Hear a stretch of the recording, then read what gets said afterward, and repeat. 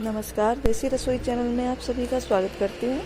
आज मैं बनाऊंगी लाल मिर्च का अचार जो कि बहुत ज़्यादा स्वादिष्ट होता है और गर्मियों में तो ये बहुत ज़्यादा अच्छा लगता है दाल चावल के साथ। तो मैंने यहाँ 1 किलो मिर्च ली है, तो इनको मैंने अच्छे से धो के काट के अब मैं धूप में सुखा रही हूँ। इनको कम से कम 2 घंटे तो सुखा ही लें, इससे अचार आपका ख़राब नहीं होता है।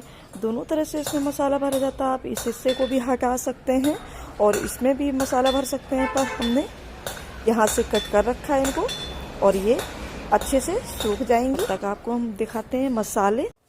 तो यहाँ मैंने मसाले ले लिए, मैंने धनिया ले लिए 2 बड़े चम्मच हमने ले लिए काली मिर्च, 3 बड़े चम्मच हमने ले लिया है मेथी दाना, 3 चम्मच हमने ले लिया है अजवाइन और कम से कम 5 चम्मच हमने ले लिया है जीरा, 8 से 10 हमने ले लिए लाल मिर्च और साथ में हमने 1 कटोरी भर के ले लिए सौंफ और 1 कटोरी भर के ले लिए हमने सरसों जो काली राई होती है और साथ में 1 पाव हमने ले लिया है पीली सरसों। इन सबको मुझे भूनना है, बहुत डार्क नहीं करना है, बस इनका कलर चला जाए इतना भूनना है मुझे। तो चलिए भूनना शुरू करते हैं। सबसे पहले हम धनिया को भूनते हैं और ये मिर्च एकदम बढ़िया से भर के बनाई जाती हैं और ये अचार बहुत ज्यादा स्वादिष्ट बनता है। गर्मियों में ये बहुत अच्छा लगता है। अचार सालों साल चलता है, खराब नहीं होता है अगर आप ऐसे ही बनाएंगे। बहुत ज्यादा स्वादिष्ट होता है, सबसे ज्यादा दाल चावल के साथ अच्छा लगता है। और ये काली सरसों पहले से ही भुनी रखी हुई थी, तो ये धनिया भून चुकी है और बहुत ही अच्छी खुशबू भी आ रही है इसमें। भुनने के बाद कोई भी मसाले बहुत अच्छे लगते हैं, तो इसको हम निकाल लेते हैं। काली मिर्च और लाल मिर्च को भी हमें हल्का सा भून लेना है। सभी मसाले अलग अलग भून जाए, इससे क्या होता है कि मसाले अच्छे से सभी भून जाएंगे। एक साथ भूनोगे तो कुछ जल जाएंगे, कुछ महीन होते हैं, कुछ ज्यादा बड़े होते हैं। तो इसलिए मेरा सुझाव यही है कि आप सब अलग अलग ही भून लें। ये भी भून गए हैं, निकाल लेते हैं इनको भी। मेथी दाना भी हल्का सा भून लेते हैं।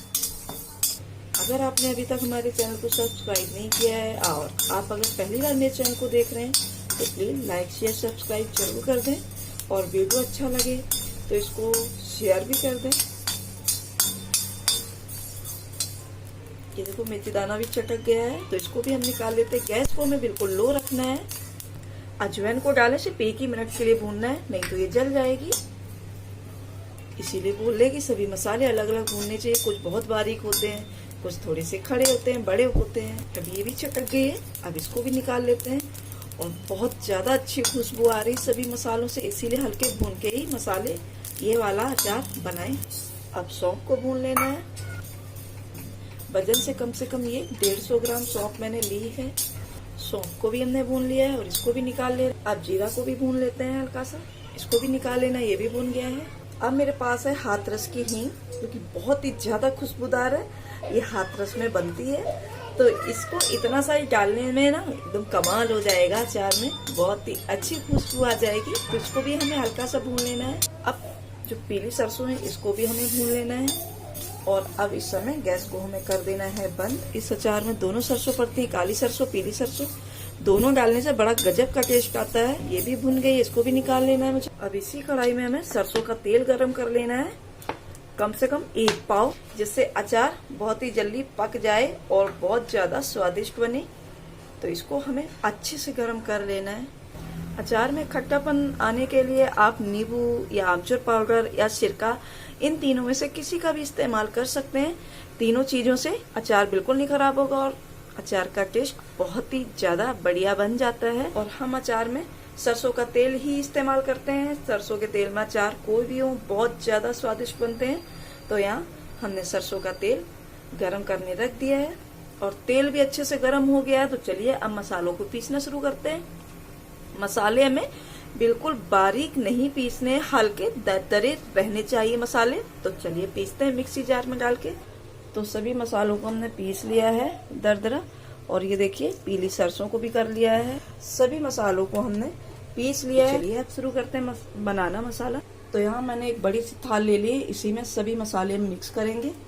तो इस मसाले में हमें कम से कम 3 चम्मच काला नमक ऐड करना है और 3 चम्मच हमें सफेद नमक ऐड करना है।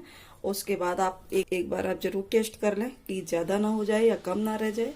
1 चम्मच आमचूर पाउडर डालेंगे हम यहाँ पे। उसके बाद आधी कप हम सिरका भी ऐड करेंगे इन सबको हमें अच्छे से मिक्स कर लेना है। तो ये हमने मिक्स किया है, इसमें मुझे नमक थोड़ा कम लग रहा है तो 2 चम्मच और पड़ेंगे। तो यहाँ मैंने आधी कप सिरका ले लिया है, इसको भी हम ऐड कर देंगे। और आपको अगर सिरका विनेगर नहीं पसंद है तो आप अमचूर पाउडर या नींबू निचोड़ सकते हैं। अब जो हमने तेल गरम किया इसको भी ऐड करना है, थोड़ा सा बचा लेना है। तो तेल भी ऐड कर दिया, साथ में ही हमने 1.5 चम्मच हमें डाल देनी है हल्दी, थोड़ी सी हींग और डालेंगे। अब इन सबको हमें मिक्स कर लेना है और एक बार नमक फिर से चेक कर लें। तो ये हमने मिक्स कर लिया है, इस तरह से हमें रखना है। इसमें कम से कम 300 ग्राम के आसपास हमने सरसों का तेल डाल दिया है। आप गरम करके डालना चाहे गरम करके डाल सकते हैं या कच्चा डालना चाहे, दोनों ही पड़ जाते हैं, दोनों का स्वाद बहुत ही अच्छा होता है। तो सबसे पहले इन मिर्चियों के हमें बीजे, जितने भी बीज है आप निकाल सकते हैं, उनको निकाल लीजिए और इसी मसाले में ऐड कर देने हैं। आपको नहीं निकालने हैं तो मत निकालिए, पर बीज निकालने के बाद जो मसाले में ऐड होते हैं तो उनका स्वाद बहुत ही बढ़िया लगता है। तो सभी मिर्चों के बीज हम निकाल के इसी मसाले में भर लेंगे।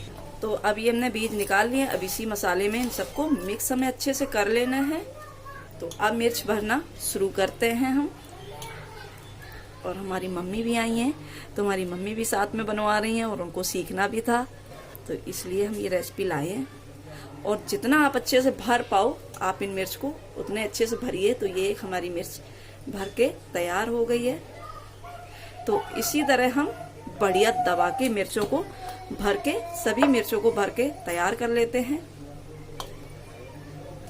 इसीलिए मसाला थोड़ा ज्यादा रखा जाता है क्योंकि इसमें मसाले का ही सारा खर्च है।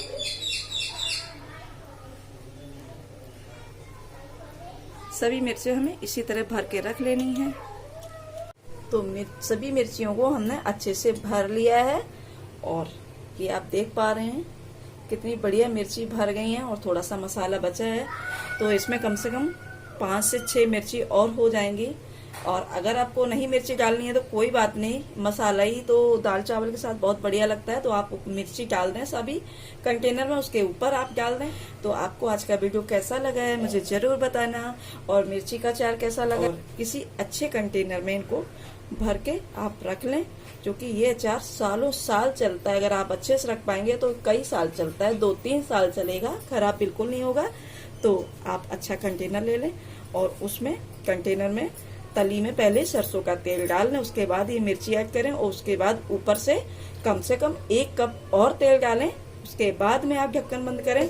महत्वपूर्ण जानकारी आपको देना चाहते हैं इसके बारे में कि जब ये अचार बन जाए, कंटेनर में भर दें, तो कम से कम 1 हफ्ते की धूप इनमें जरूर लगाएं। इसीलिए पहले नहीं मैं सुखाती हूँ ज्यादा, लेकिन 3, 4, 5 दिन आपको बराबर इनको धूप में रख के सुखाना है। उसके बाद आप इसको रखें, जिससे अचार आपका बिल्कुल गारंटी कभी खराब नहीं होगा। तो चलिए इसको हम कंटेनर में भर के रखना शुरू कर देते हैं। तो मैंने तली में सरसों का तेल डाल रखा है, आप देख सकते हैं। तो अब ये मैंने डिब्बे में कर दिए। अब इसमें हमें थोड़ा सा तेल और ऐड कर देना ऊपर से।